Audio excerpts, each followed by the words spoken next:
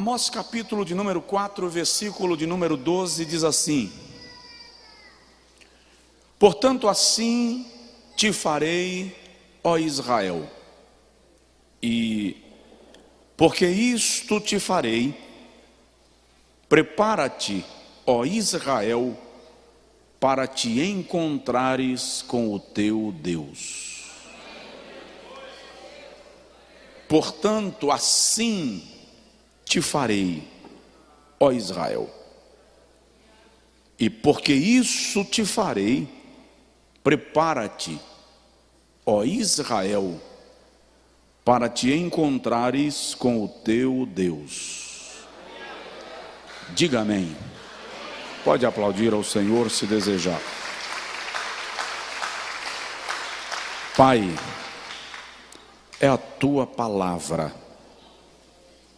Nós somos o teu povo. Precisamos conhecer-te. E a única forma de conhecer-te é através da revelação do Espírito Santo que manifesta a tua pessoa em Cristo pela palavra. Fala conosco e abre o nosso entendimento, em nome de Jesus. Amém. Senta, por favor. E se o irmão puder, mantém a tua Bíblia aberta em Amós capítulo 4. Nossa reflexão vai ficar nesse texto e dificilmente nós vamos sair dele.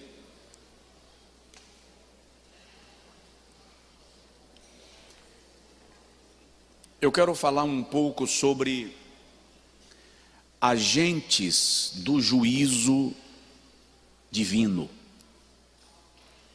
Agentes do juízo divino. Se puder melhorar meu retorno, irmão Sérgio, eu agradeço. Muitos acontecimentos que se dão aos nossos olhos, muitas vezes nós não discernimos e, sem fatalismo, precisamos compreender que Deus está no controle de todas as coisas e de todas as situações do mundo. Estudando a Bíblia desde ontem e ao longo dessa semana refletindo nesse texto para poder compartilhar com vocês a palavra nesta noite de celebração da ceia do Senhor.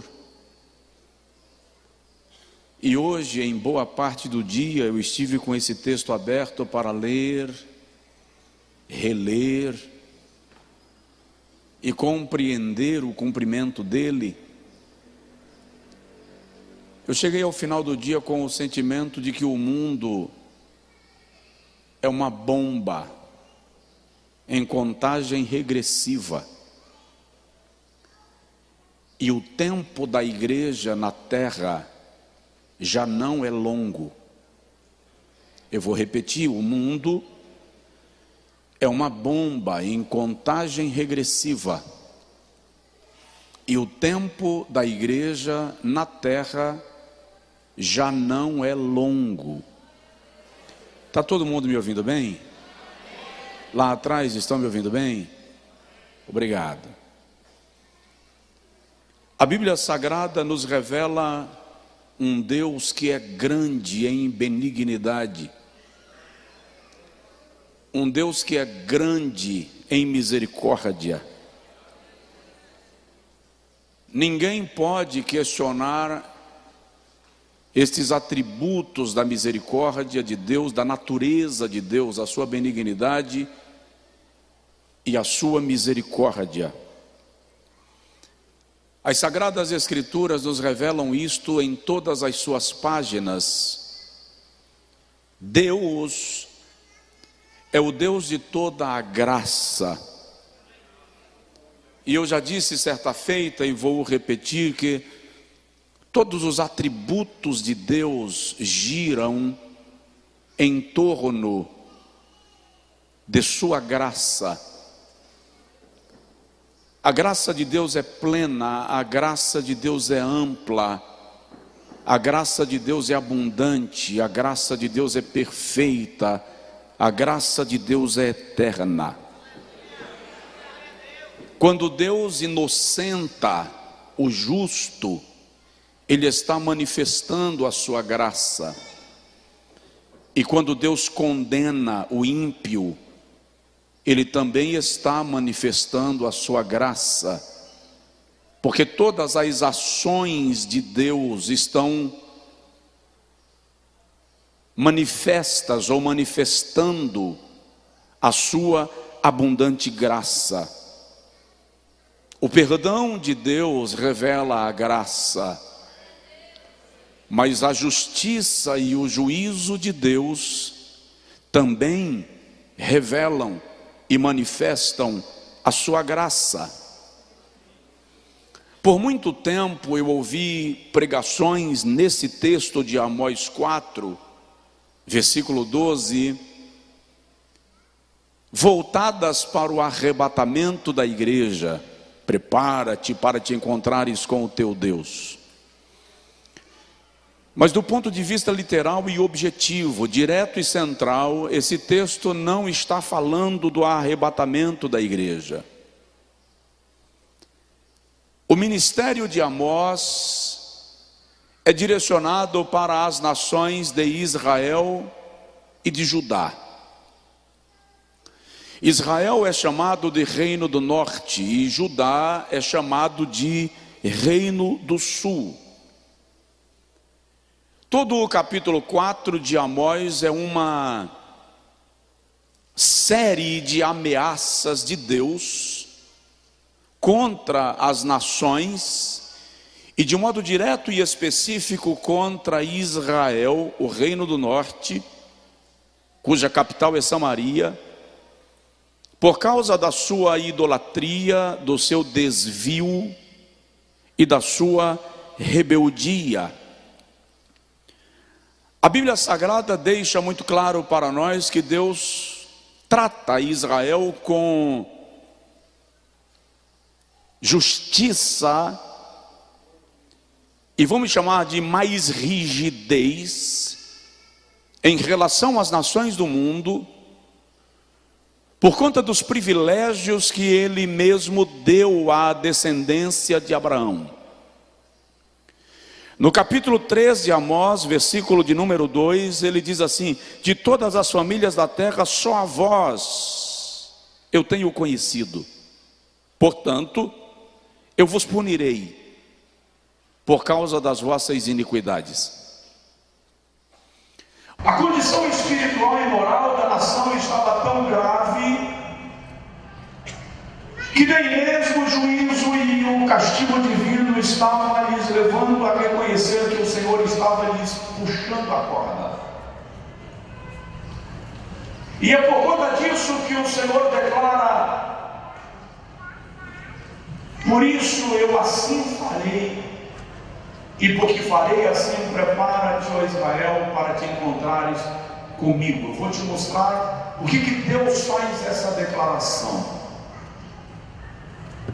É muito claro na Bíblia que todas as vezes que Deus vai enviar juízo sobre um povo, antes da ação do juízo, o Senhor manifesta a sua insatisfação.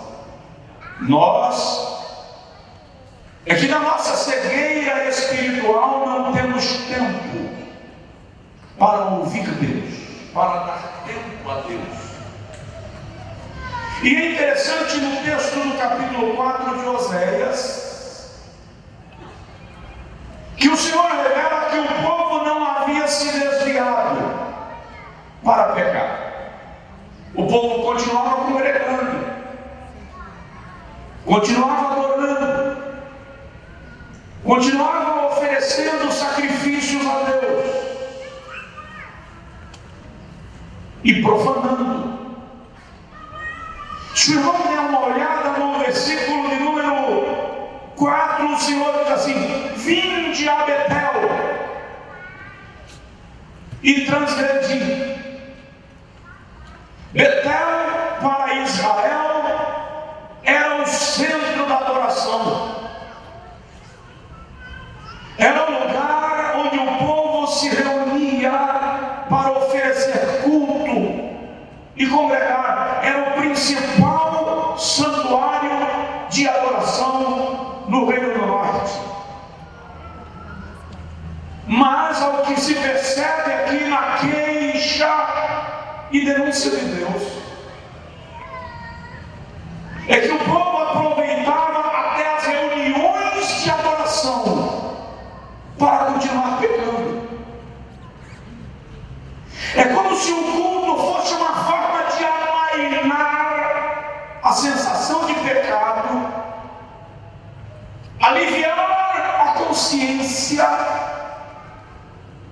e gerar a sensação de que os seus pecados não eram tão graves assim. Afinal de contas, nós fazemos tudo o que queremos, mas também oferecemos culto a Deus. É como se dissesse: Deus não pode reclamar, porque nós não deixamos de abastecer o altar, nós não deixamos de ir ao culto de adoração. Então os nossos pecados não devem afligir tanto a Deus, porque os nossos incensos, os nossos louvores e as nossas adorações devem acalmá-lo. Este era o cenário, e o Senhor continua dizendo: vinde a Betel e transgredir, vinde a Gilgal e multiplicai as vossas transgressões. Enquanto Betel era o lugar da adoração, Gilgal era o lugar da peregrinação, do cumprimento dos votos, o cumprimento das promessas. Gilgal foi a porta de entrada de Israel na terra de Canaã, e permaneceu como centro de peregrinação, de procissões, de manifestações culticas, durante todo o período da nação de Israel e de Judá. E mesmo quando houve a ruptura e Israel foi transformado em dois reinos, Gilgal continuou sendo lugar de peregrinação. Mas apesar de eles oferecerem culto, e apesar de irem cumprir votos e promessas, o Senhor diz: vocês continuam multiplicando as vossas transgressões. E o Senhor diz assim: e isso até na minha casa, diante de mim, diante dos meus olhos. É como se o Senhor dissesse: vocês perderam tanto o temor da minha presença, que nem no lugar da adoração vocês praticam mais a honra e a reverência. E o culto continuava de forma tão solene e fervorosa, que o Senhor diz assim: cada manhã, versículo de número 4, cada manhã trazeis os vossos sacrifícios, e de 3 em 3 dias os vossos dízimos. Observe, o culto diário permanecia. Tinha campanha de oração, tinha matutino, o sacrifício permanecia acontecendo de maneira contínua. No entanto, eu repito, parece que Israel queria apenas acalentar Deus, enganar Deus com ofertas, com louvores. E é interessante que no versículo 5 o Senhor diz assim: vocês não vêm a Betel e adorar, e nem vão a Gilgal oferecer cultos, vocês não trazem votos por minha causa, é para alimentar a vossa vaidade. Vocês fazem isso porque vocês se agradam disso, isso deixa vocês satisfeitos. Já nos serve para perguntarmos por que a gente vai na igreja, por que a gente cultua, por que a gente prega, por que a gente canta. É para adorar a Deus ou para nutrir a nossa vaidade? Para dar para nós a sensação de que a gente pode viver como quiser, porque afinal de contas eu estou indo para a igreja, eu cultuo. Note que o Senhor diz assim: a cada 3 dias vocês trazem os vossos dízimos. Versículo 4. De quanto em quanto tempo você traz o seu dízimo à casa do tesouro? Uma vez por mês? Uma vez por semana? Eles faziam isso de 3 em 3 dias.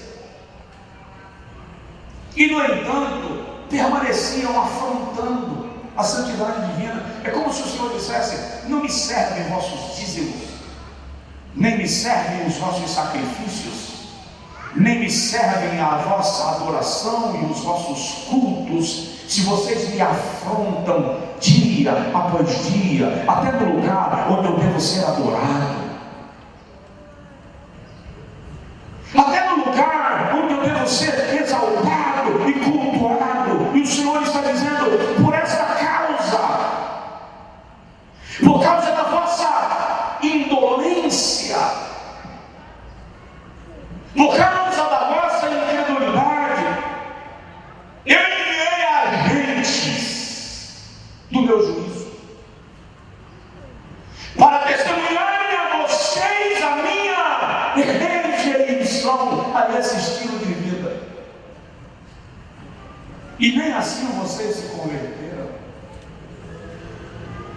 Eu quero destacar, sem alongar-me, alguns agentes que o Senhor enviou com juízo sobre Israel para revelar a sua justiça, na esperança de que Israel se convertesse. E irmão, vai observar que esses mesmos agentes estão operando no mundo exatamente agora. E foi isso que me chocou. Porque o mundo está sendo ajuizado pelo Senhor. O mundo está sendo confrontado pelo Senhor. E a razão pela qual o Senhor enviou esses agentes a Israel, certamente será a mesma razão pela qual Ele está liberando esses agentes sobre o mundo, para que haja conversão, arrependimento. Mas sabe o que é interessante? O Senhor está dizendo: vocês cultuam, vocês vão a Betel, vocês vão a Gilgal. E aí, vamos trazer isso para dentro de casa? Quem é no mundo que cultua, que vai ao templo, que faz adoração, que oferece sacrifício, senão a igreja? Então o Senhor está dizendo: eu estou esperando que a conversão comece pela minha casa. Eu estou esperando que a mudança comece pela minha casa, porque se o meu povo, que se chama pelo meu nome, se humilhar e orar e buscar a minha face e se converter dos seus maus caminhos, então eu os ouvirei desde os céus, perdoarei os seus pecados e sararei a sua terra.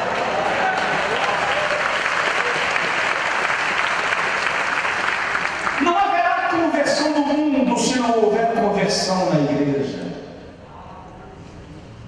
Não haverá arrependimento no mundo se não houver arrependimento na igreja.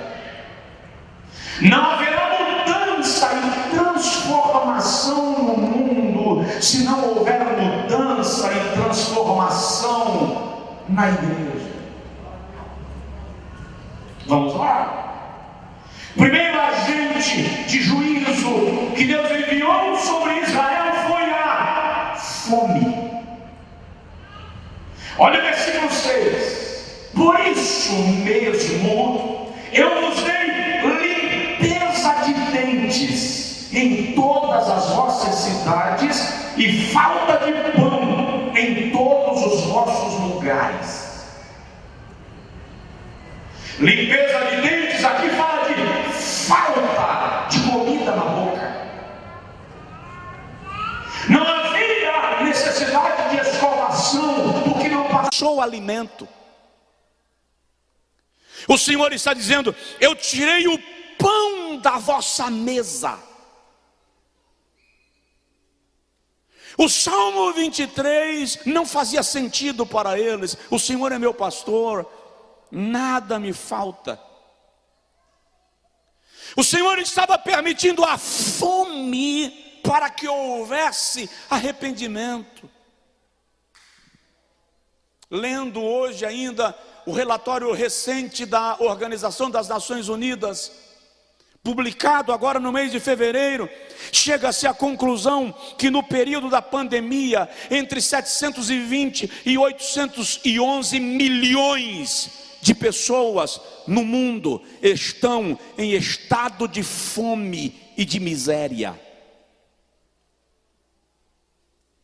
Entre 720 milhões e 811 milhões de pessoas no mundo estão em estado de miséria.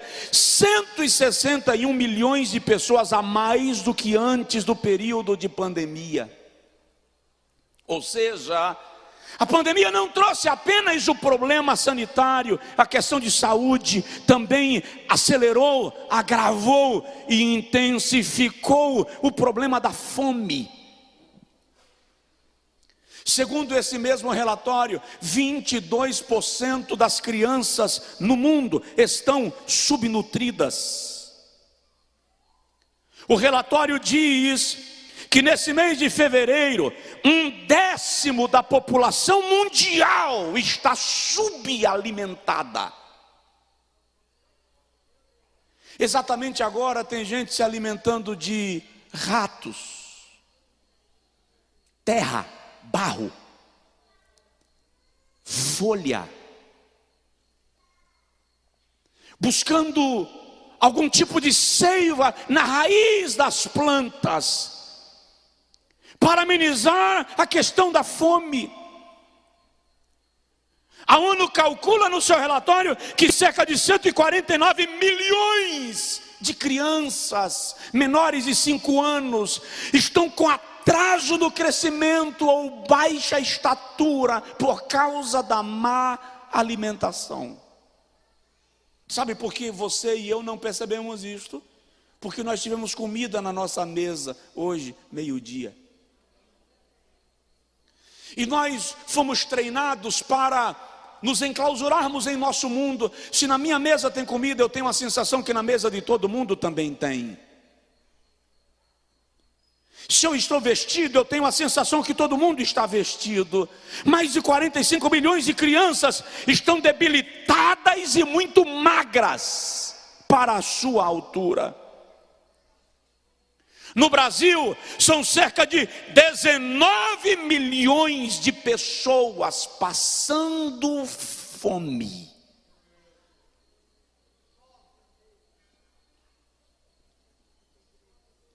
Eu vos dei limpeza de dentes.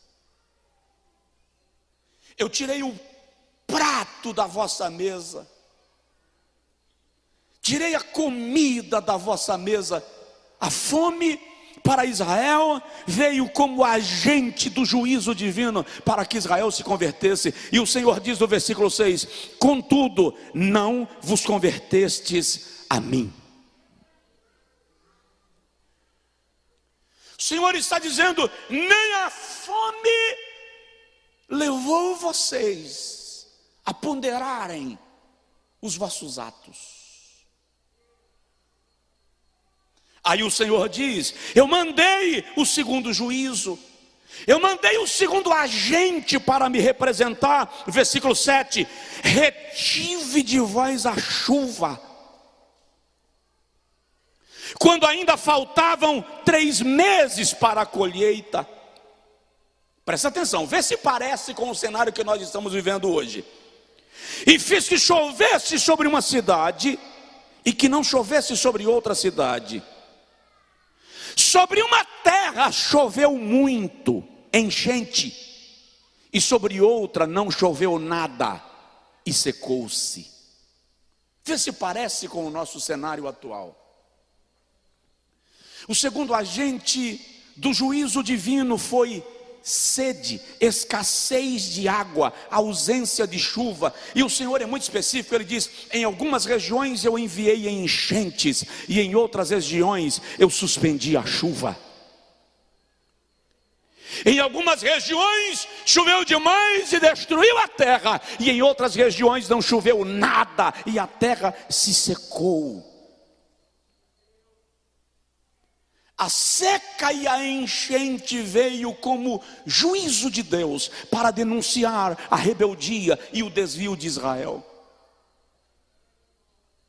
faltando 3 meses para a colheita que começava em abril, portanto fevereiro, Israel esperava a chuva serôdia, que é a chuva que ajuda a amadurecer o fruto da terra. E o Senhor diz: eu suspendi a chuva serôdia, de modo que a vossa colheita não aconteceu, de modo que a vossa colheita foi prejudicada, de modo que a vossa colheita foi alterada. E no versículo 8, o Senhor diz assim: vocês andaram de cidade em cidade, de aldeia em aldeia, errantes, buscando água.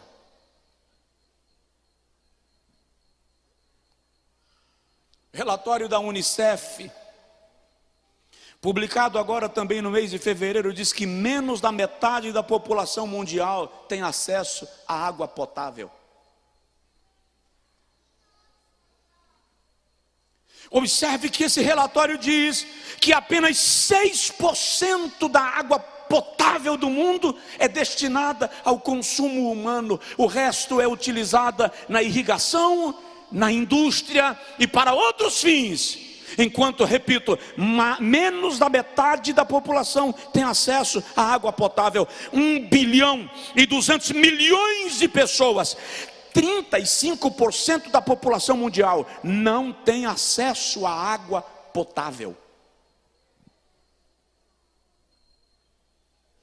Mas o que é mais incrível é que a nossa dureza de coração é tão grande que a gente não percebe que a mão de Deus está descendo sobre a terra e pesando. Nós não percebemos ainda que o Senhor está empurrando para baixo, como uma forma de dizer: percebam que eu existo, eu estou vivo e não estou cego ao que está acontecendo entre os homens. Mas nós não percebemos.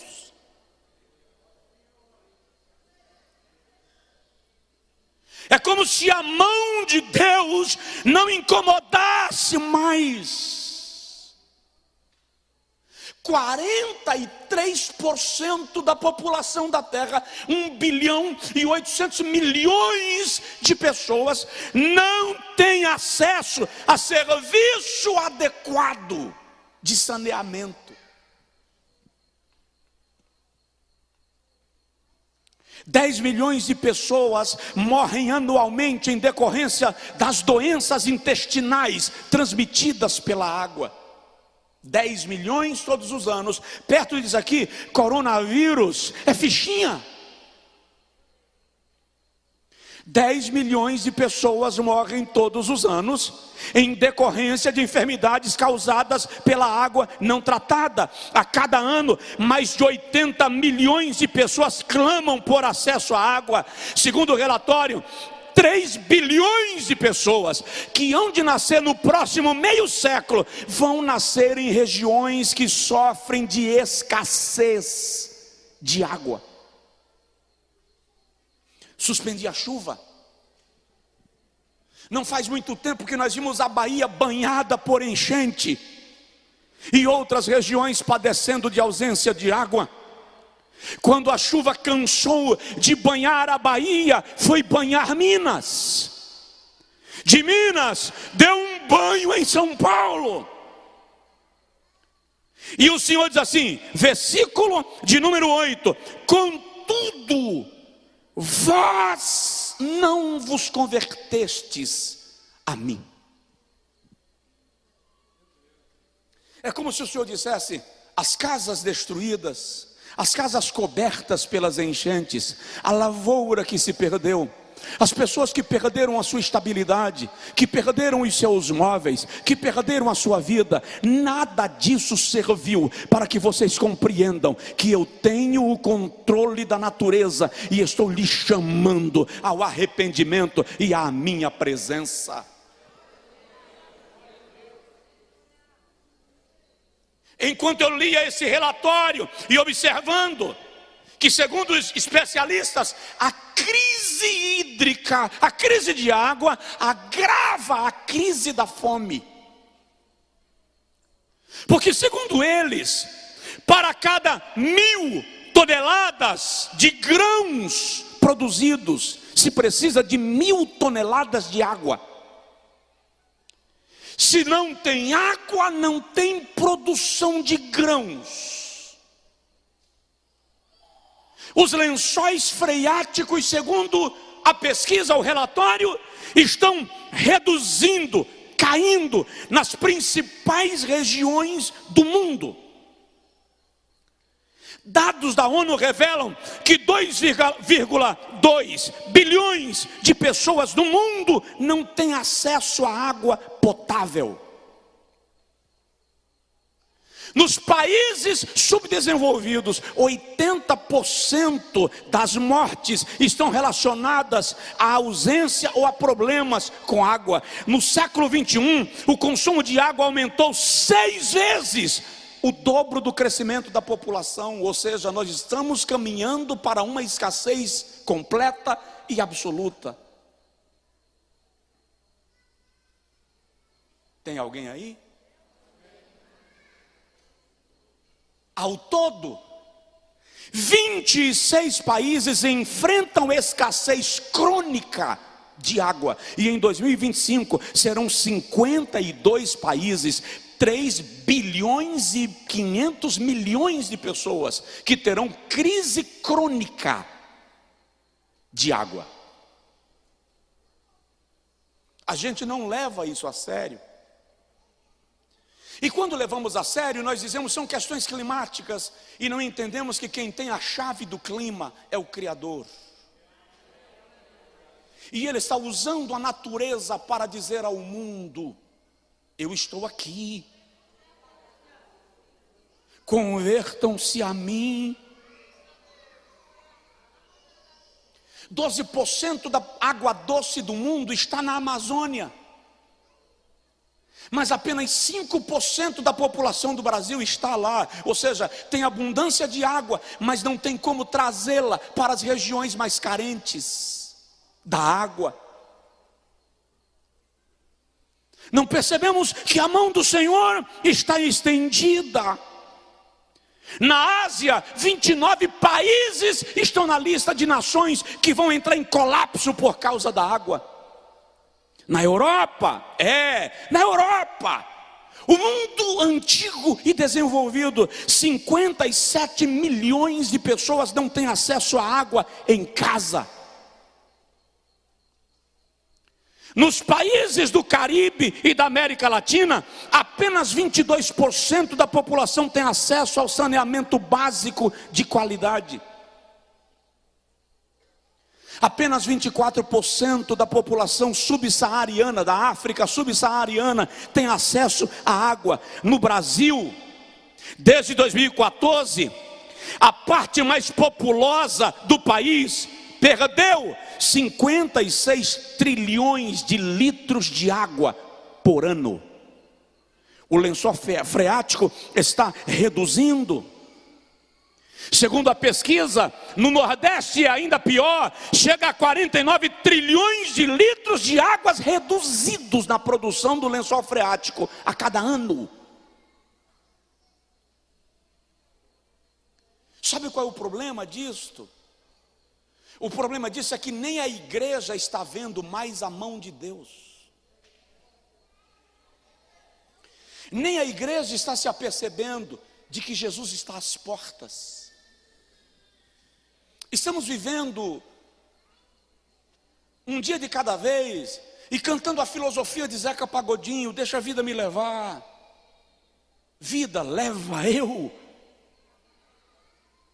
Já não levamos a sério a vida cristã, não levamos a sério a adoração. Olha bem para cá, 917 municípios do Brasil têm crise séria por conta da água, e desses 917, 211 estão na Bahia. Se você acha que isso não tem nada a ver contigo, eu destaquei a Bahia porque é o nosso estado. Eu tenho outros estados relacionados aqui, mas a Bahia tem 211 municípios na linha da crise por conta da água. E o Senhor diz assim: com tudo isto, vós não vos convertestes a mim. O que nós estamos esperando para tomarmos uma postura como igreja? Que tipo de influência nós estamos exercendo no mundo como igreja? Qual a nossa influência no país como igreja? Nós queremos o status de sermos lembrados pelos governantes e até nos sentimos engrandecidos, porque 2022 é o ano que nós seremos extremamente visitados por aqueles que ocupam cadeiras do poder. Mas é lamentável uma igreja que só é lembrada no ano das eleições. E eu vou mudar o discurso. Isso não é triste para os candidatos que só vêm aqui quando precisam de voto. Isso é triste para a igreja que só é lembrada pelo voto que tem a oferecer. Ela teria que ser lembrada pela voz profética que ela é, pelo impacto que ela causa, pelo poder que ela revela, pelo amor de Cristo que ela experimenta e exala.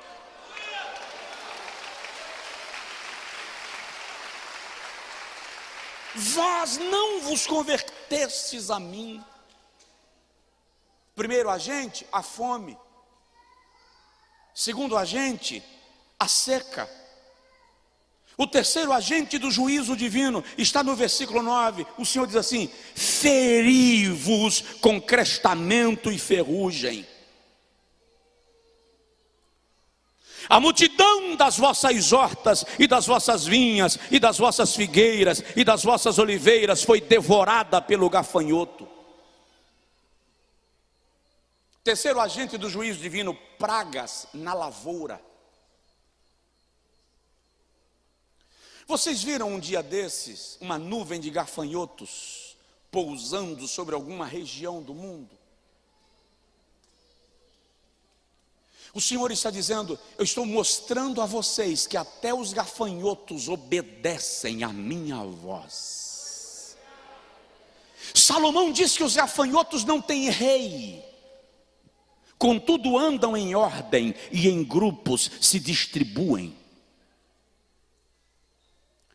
O Senhor está revelando para Israel que até os insetos nas plantas, o ressecamento da folhagem da plantação, o Senhor está revelando para eles que até a baixa produtividade na lavoura era a voz de Deus dizendo: convertam-se, arrependam-se. Quantas pragas no mundo prejudicam lavouras, destroem culturas inteiras de plantio. Espera-se que se cresça e somos reduzidos de repente do nada. Havia uma expectativa de crescimento para o Brasil 2 anos atrás. A pandemia veio e achatou toda a expectativa. E sabe o que é interessante? Como diz um pensador brasileiro, critique os governantes que não estão conseguindo descobrir o que fazer. Critique os governados que precisam encontrar uma solução para as suas famílias. Censure os médicos que dizem: fique em casa. Censure os economistas que dizem: você tem que sair para trabalhar. Censure o professor que diz: não dá para ir para a escola dar aula nesse cenário. Censure o aluno que diz: eu preciso ir para a escola porque eu preciso estudar. De que maneira se lida com isto? É como se Deus dissesse: eu vou tirar a resposta da boca dos que falam e da caneta dos que assinam, para ver se vocês entendem que o controle é meu. ver se alguém se rende, para ver se alguém se curva. E por incrível que pareça, nesse período de mortes, de cenário de dor, que nós somos impedidos de congregar, que nós somos impedidos de conviver, que nós somos impedidos de visitar a própria família, em vez de cairmos de joelhos em oração, nós esfriamos na fé.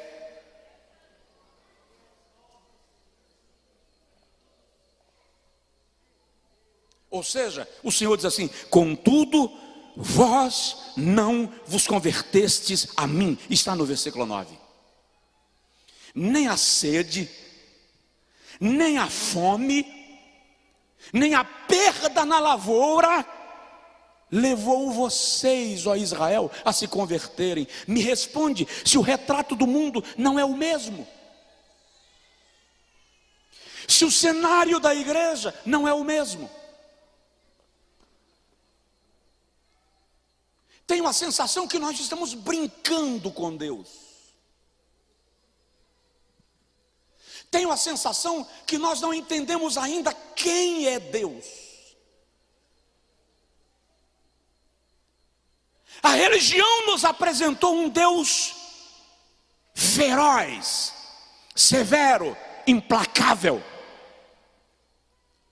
A filosofia moderna nos apresentou um Deus romântico, mole, de coração frouxo.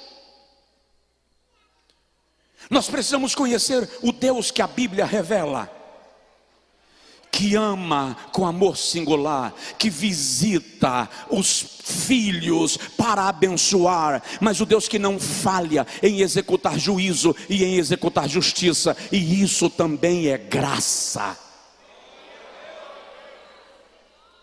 O que Deus está esperando de mim, irmão Josué? Que nos convertamos, que alguma coisa aconteça. Aí o Senhor fala: eu enviei sobre vocês o quarto juízo. Versículo de número 10, olha lá, o Senhor diz assim: enviei contra vós a peste, como no Egito, a praga, as enfermidades, as doenças.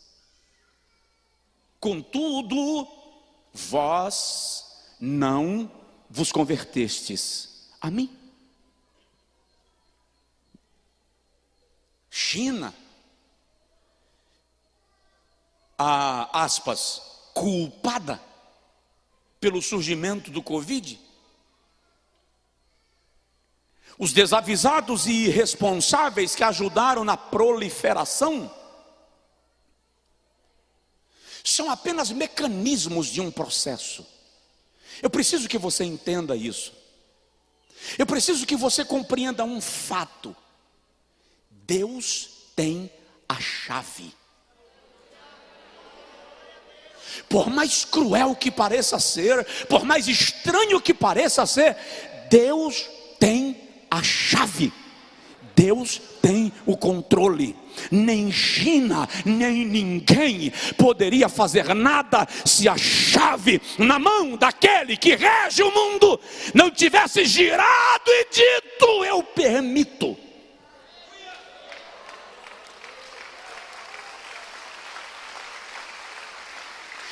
Deus causou, não é esta a minha afirmação, mas Deus permitiu, sem dúvida. E Deus não permite nada sem um propósito para o seu povo. Enviei a praga, enviei a peste, a enfermidade. Eu estava lendo das grandes pandemias do mundo. A mais mortal, talvez, a peste bubônica, que matou cerca de 350 milhões de pessoas no mundo. Estamos aí num cenário de coronavírus. 410 milhões de infectados no mundo. 5,8 milhões de mortes no mundo. No Brasil, 638 mil mortes. E as pessoas ainda estão morrendo por causa dessa coisa. Mas enquanto as pessoas estão morrendo por causa do coronavírus, influenza, H1N alguma coisa, nós estamos discutindo carnaval,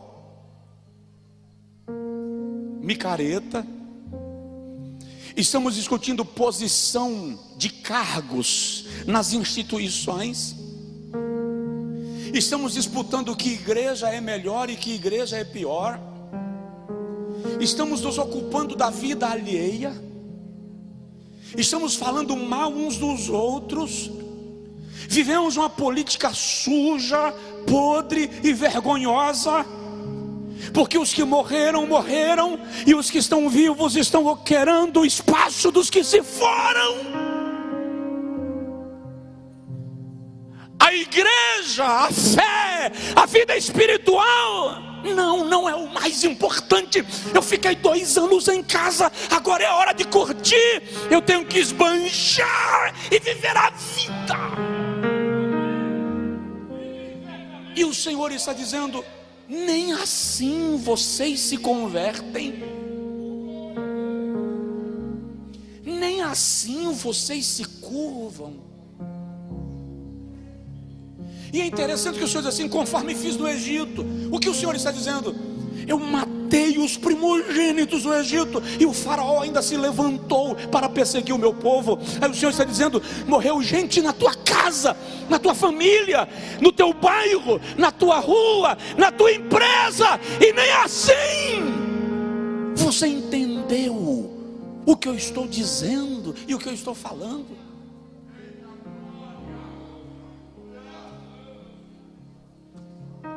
Quem aqui não perdeu nenhum amigo? Quem aqui não perdeu pelo menos um ente querido? Se não da família, do ciclo de amizade, do ambiente da empresa. Amigos com os quais você nunca mais falou, e você vai lembrar dele, e vai telefonar, e alguém vai entender, vai dizer: não, ele não está mais entre nós. Aí o Senhor diz: mas nem assim vós vos convertestes a mim. É por isso que através do profeta Isaías, o Senhor diz assim: o boi conhece o seu vaqueiro, e o jumento conhece o seu dono, mas o meu povo não me conhece. O Senhor está dizendo: o boi e o jumento são mais sensíveis à minha presença do que aqueles que se dizem meu povo. A jumenta viu o anjo e o profeta não.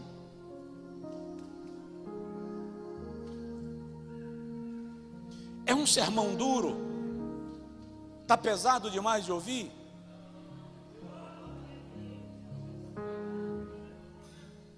De repente eu estou sendo apenas um apito de Deus para dizer a você que está ouvindo essa palavra, ou que vai ouvir posteriormente, que o Senhor está dando sinais de que os agentes do céu estão na terra, apertando os homens, para que eles entendam que Deus vem aí.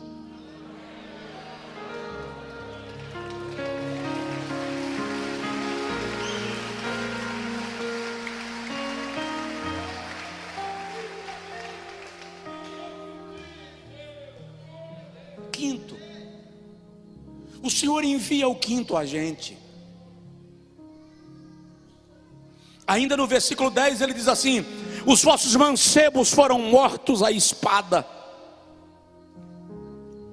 e os vossos cavalos eu deixei que fossem levados presos, e o mau cheiro do vosso arraial eu fiz subir às vossas narinas. Guerras. O quinto agente do juízo divino são as guerras. Senhor está dizendo: eu estive com vocês em outras batalhas, mas vos abandonei nas últimas, para que vocês entendessem que eu estou chamando vocês ao arrependimento. Segundo a Organização das Nações Unidas, existem hoje, exatamente agora, cerca de 30 conflitos armados ao redor do mundo. Não, nós não estamos falando de guerrinha de fundo de quintal. Nós estamos falando da Rússia enviando 100 mil homens para uma possível invasão da Ucrânia. Nós estamos falando de Bangladesh, que tem uma guerra contínua de cunho religioso. Nós estamos falando de Mianmar com uma guerra étnica. Estamos falando de grupos terroristas com poder de exército. Estamos falando de um Afeganistão totalmente armado, o Talibã totalmente armado para controlar, para oprimir e para matar quem não se submete às suas regras e às suas leis.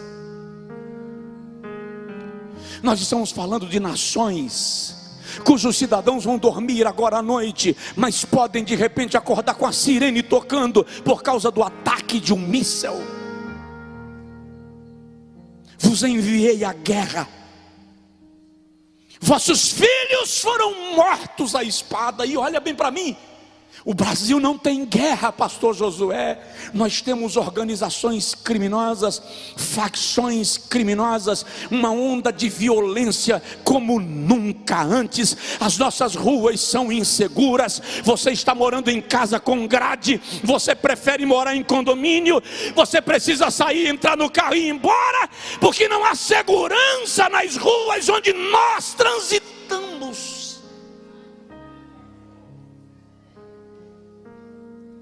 Tudo isso é efeito da nossa transgressão. E o Senhor está dizendo: nem assim vós vos convertestes a mim. Sabe o que eu percebo? E já estou terminando. Mas acredite, embora eu queira terminar e devo, não estou com pressa. Eu preciso lhe comunicar o que o Senhor me trouxe, e eu não posso deixar retalhos. O que eu entendo é que Deus está esperando a igreja se curvar para que Ele se manifeste. Mas nem a igreja está se curvando.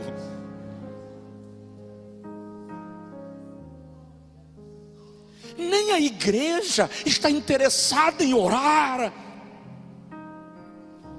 Nem a igreja está dada ao jejum e ao quebrantamento. Nós estamos ocupados de quaisquer outras coisas, menos do processo de conversão.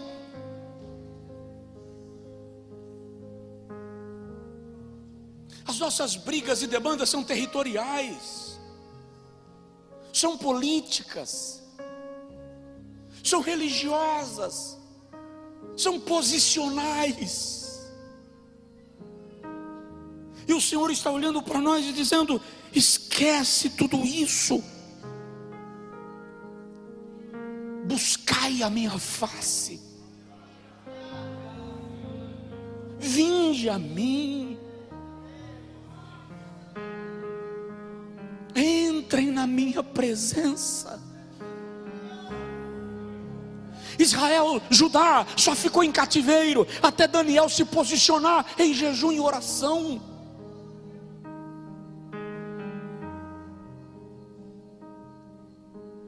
Estamos aí preocupados com as ameaças políticas, com um cenário que não tem definição. Ainda assim, a maioria de nós não tem tempo de ajoelhar para dizer: Senhor, tem misericórdia de nós. E se você não orar por você, porque você já é adulto e não está nem aí para nada, ore pelo país que os seus filhos, que os nossos filhos irão ter que viver.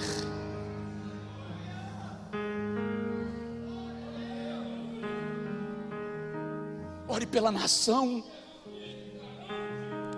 ore pela igreja onde eles irão congregar, ore pelos pastores que eles terão.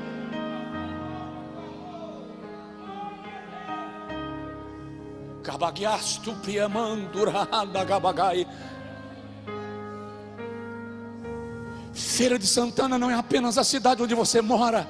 Feira de Santana é a cidade onde você é sacerdote.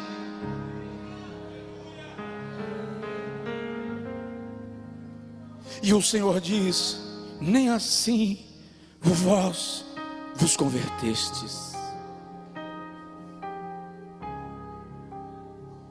Diz assim o pastor Josué. Fala aí, pastor Josué. Pode concluir.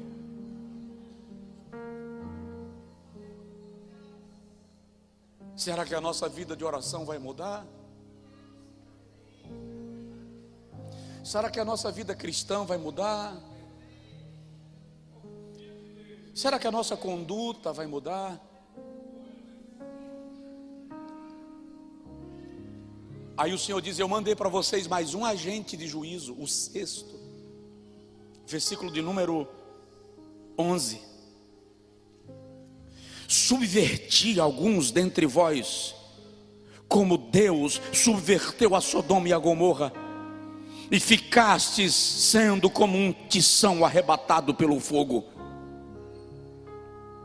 O Senhor está dizendo: alguns de vocês estão sendo subitamente destruídos, morrendo sem causa, morrendo sem explicação. Algum fenômeno natural estava exterminando com eles. A terra abre, o morro cai, a casa afunda, fogo desce do céu, estão em pé e caem mortos. É isso que o Senhor está dizendo. Subverter aqui é morrer subitamente, sem causa aparente. Me diz, olha bem nos meus olhos, se isso é estranho a nós.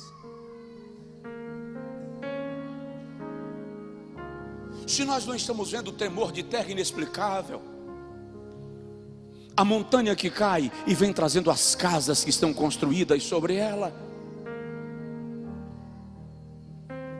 o chão que abre, a cratera que surge, o incêndio que acontece e sai devorando bairros inteiros sem explicação qualquer.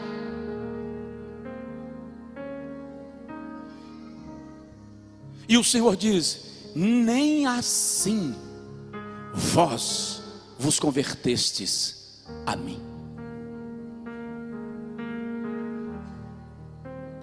Eu estou vendo pessoas jovens, esportistas, famosos ou não, do nada caem e morrem, sem explicação.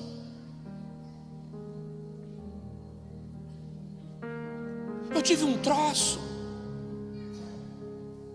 o coração parecia que ia explodir, parecia uma costureira puxando com agulha. Cheguei no hospital, passei um dia internado, fiz alguns eletrocardiogramas, tomografias, exames. No final do dia, o senhor não tem nada. Mas como não tem nada? Como não tem nada? Eu sei o que eu senti o dia inteiro. Eu tanto tenho que você teve que me dar uma injeção de morfina para cessar a dor. Não tem nada. Não. Mal súbito. ainda bem que você procurou o hospital em tempo, porque aqueles que não levam a sério, de repente é fatal.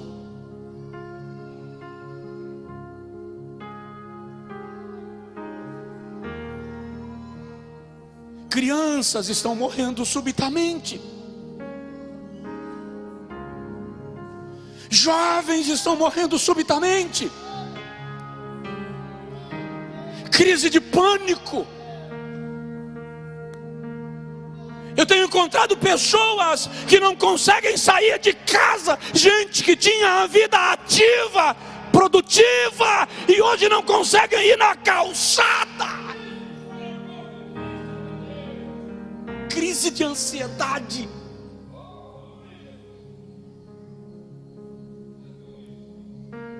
Depressão como nunca antes. Um secretário de saúde de algum estado disse: nunca tivemos tantos casos de AVCs e infartos.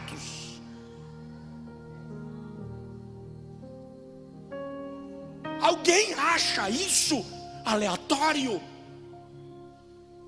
Normal? Aí o Senhor diz assim: contudo, vós não vos convertestes a mim. Mas nem assim a gente muda.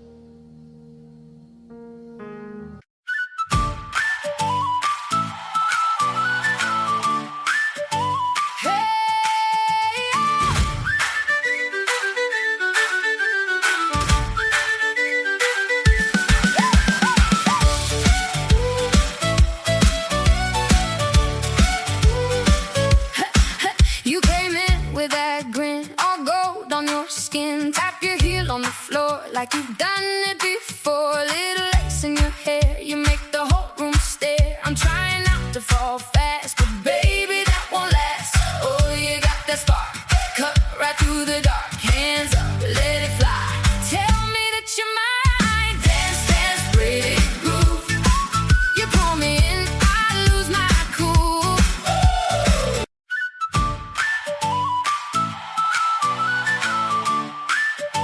Hey.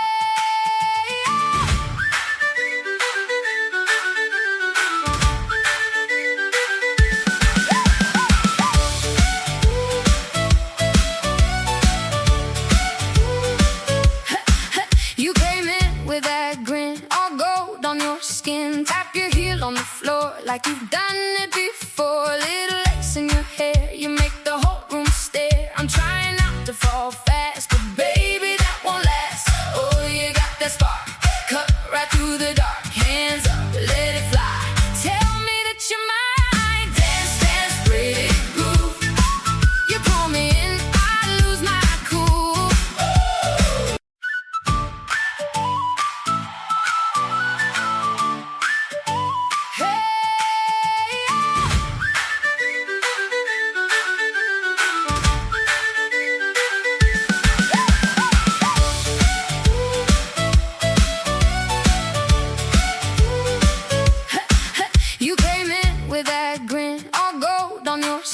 Tap your heel on the floor like you've done it before. Little lace in your hair, you make the whole room stare. I'm trying not to fall fast, but baby that won't last. Oh, you got that spark, cut right through the dark. Hands up, let it fly. Tell me that you're mine. Dance, dance, pretty groove. You pull me in, I lose my cool.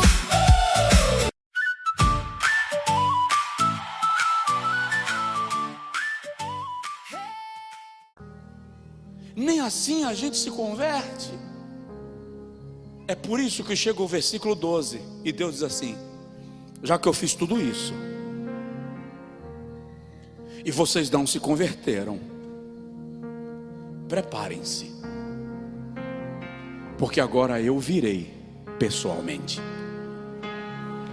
Eu tenho um encontro marcado com vocês e vocês terão que conversar comigo tete a tete. Vocês vão ter que tratar comigo olho no olho. Por isso, porque assim te farei, portanto assim te farei, ó Israel. E porque isso te farei, prepara-te, ó Israel, para te encontrares com o teu Deus. O Senhor está dizendo: eu enviei agentes e vocês não se converteram, mas agora eu me levantarei do meu trono e virei.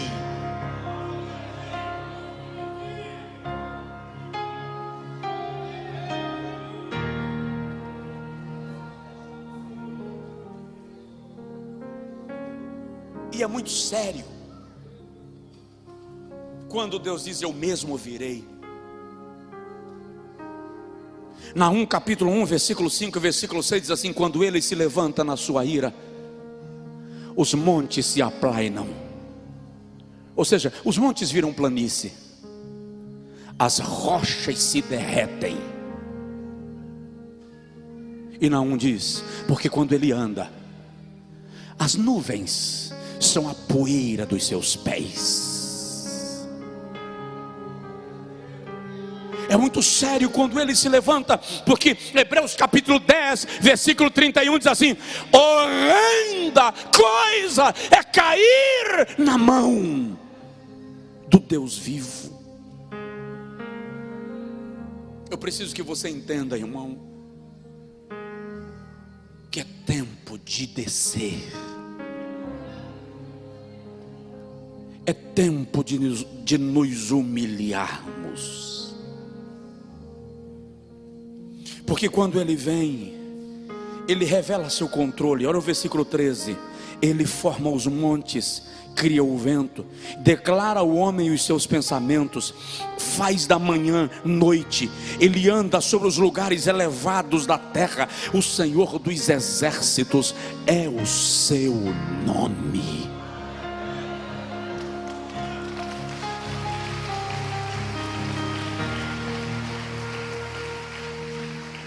Quando ele vem, ele revela que ele controla tudo, todas as coisas estão sob seu comando.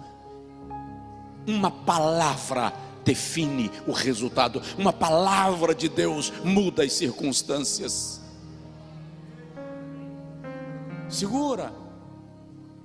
Quando ele vem, ele começa um processo de purificação dos seus. Eu não sei qual será o mecanismo de Deus para a purificação da sua igreja na terra, mas vai começar. Malaquias capítulo 3, versículo 2, ele diz assim: quem suportará o dia da sua vinda? E quem subsistirá quando ele aparecer? Pois ele será como fogo de fundidor e como sabão de lavandeiros. Assentar-se-á como fundidor e purificador de prata, e purificará os filhos de Levi, e os refinará como ouro e como a prata, até que tragam ao Senhor ofertas santificadas. Ele está dizendo: eu vou purificar o meu povo. Você não entendeu? O que o Senhor está dizendo é: eu vou pessoalmente. Os meus agentes não estão levando vocês à conversão, mas eu vou pessoalmente. E quando eu começar a me manifestar na terra, eu vou revelar que eu controlo todas as coisas, e eu vou purificar o meu povo. Segura lá, Deus vai separar no meio do povo que se diz seu, um povo que é seu.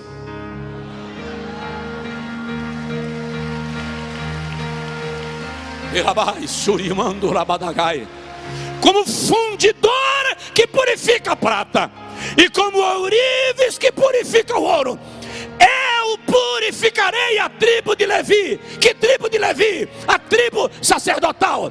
Quem é a tribo sacerdotal no Novo Testamento? Vós sois a nação santa, o sacerdócio real, o povo adquirido, para anunciar as maravilhas daquele que vos chamou das trevas para a sua maravilhosa luz.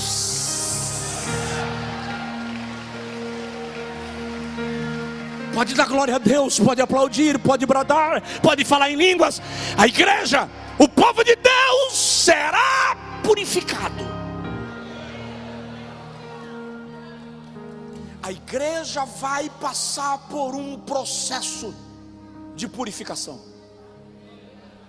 O próprio Deus vai promover isso, para que ela esteja pronta para o arrebatamento, para o dia da sua vinda.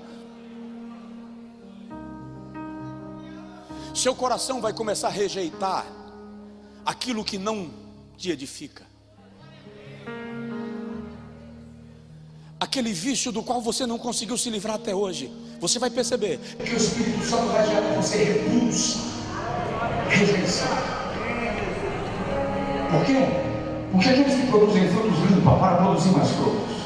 Então, se você é de Deus, e se você leva Deus a sério, e se a sua vida cristã não é uma diversão, não é um hobby, não é uma fantasia, você quer de fato morar no céu, o Senhor vai começar a tratar contigo, vai limpar, vai purificar, vai haver faxina na casa.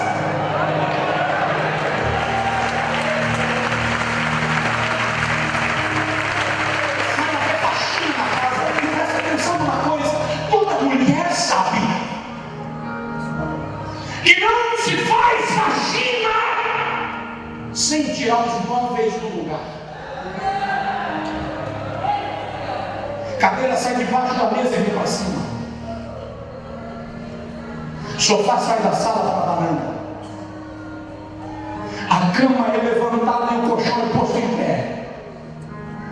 E se é faxina de verdade, as roupas saem do guarda-roupa. E na faxina você descobre móvel que não tem mais utilidade na casa. Você descobre roupa que não serve mais. Você descobre sapato que não serve mais. O que eu estou te dizendo é que o Senhor está lá em Lucas capítulo 15. Quando a mulher pega de uma das suas dracmas, ela acende as lâmpadas da casa e varre a casa. Presta atenção, a vassoura vai passar, o Senhor vai arrumar a casa, as lamparinas serão acesas e a casa será arrumada.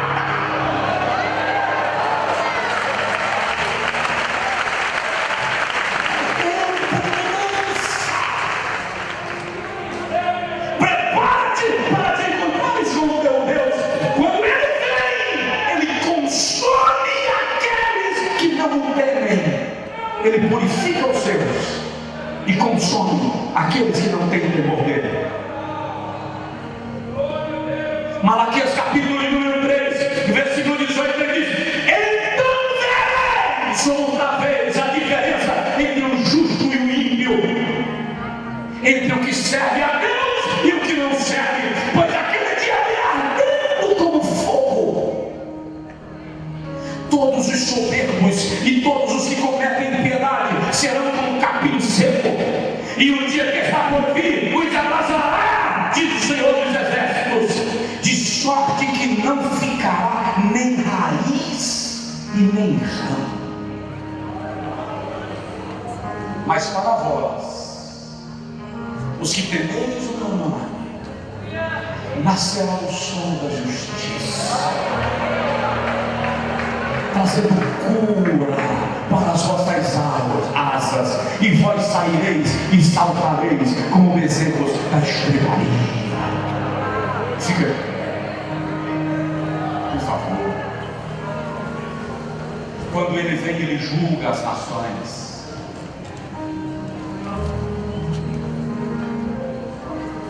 Quando Ele vem, Ele julga as nações.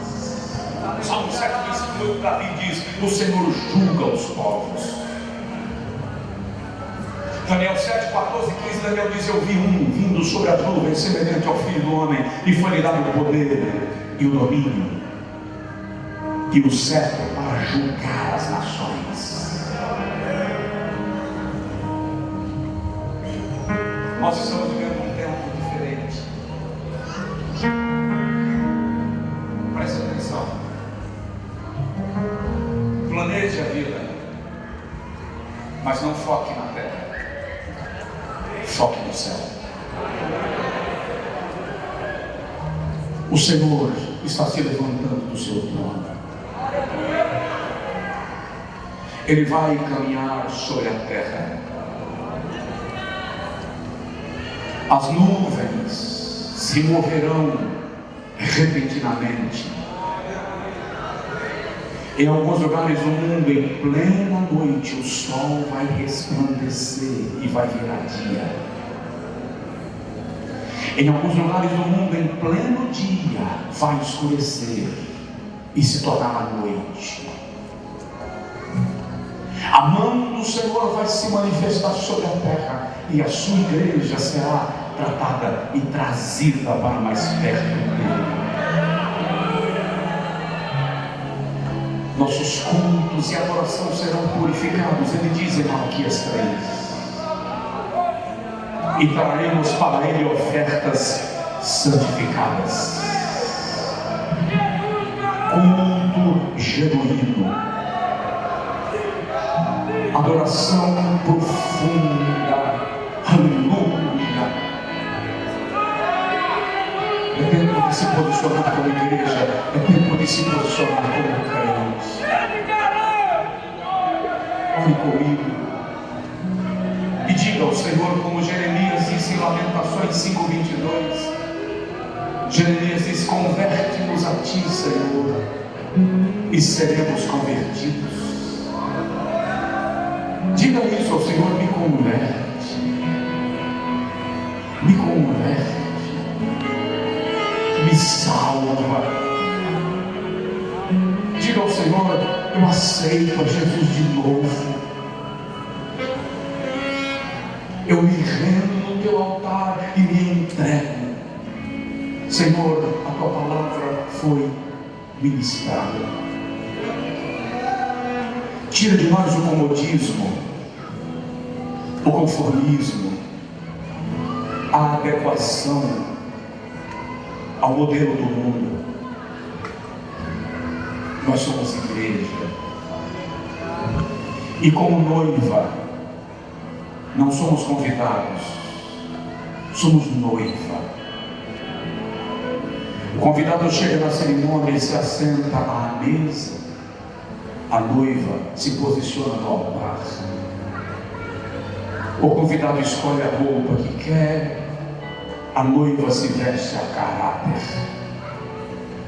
O convidado tem compromisso com o casamento, com a cerimônia. A noiva tem compromisso com o noivo. Senhor, faz nós entendermos que somos noiva. Os que estão aqui no templo, os que estão no campus online, eu peço agora um derramamento do Espírito Santo sobre o teu povo, pela tua palavra. E um derramamento que gere nas conversões. Denuncia em nós, Senhor, que o teu Espírito se move em nós, nos fazendo entender aquilo que precisa ser mudado, tratado, retirado, afastado, e gera em nós uma sede de pureza, sede de santidade, sede de comunhão. Converte-nos a ti.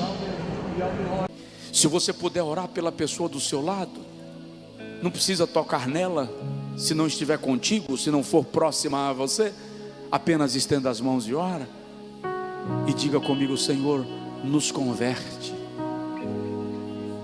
nos converte, nos converte, nos converte.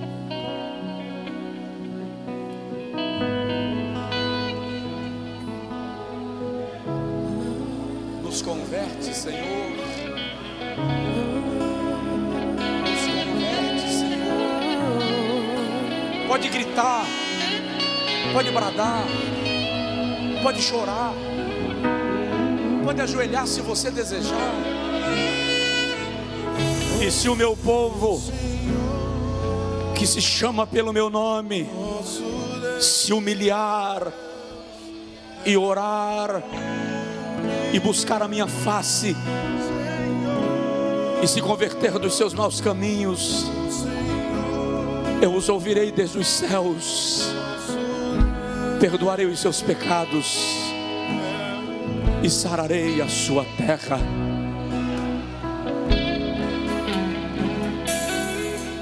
Brada comigo: Deus abençoe a nossa cidade. Brada comigo, vamos lá? Mais uma vez: Deus abençoe a nossa cidade. Deus abençoe a Bahia. Deus abençoe a Bahia. Outra vez. Brasil. Deus. O Brasil. Deus abençoe o Brasil.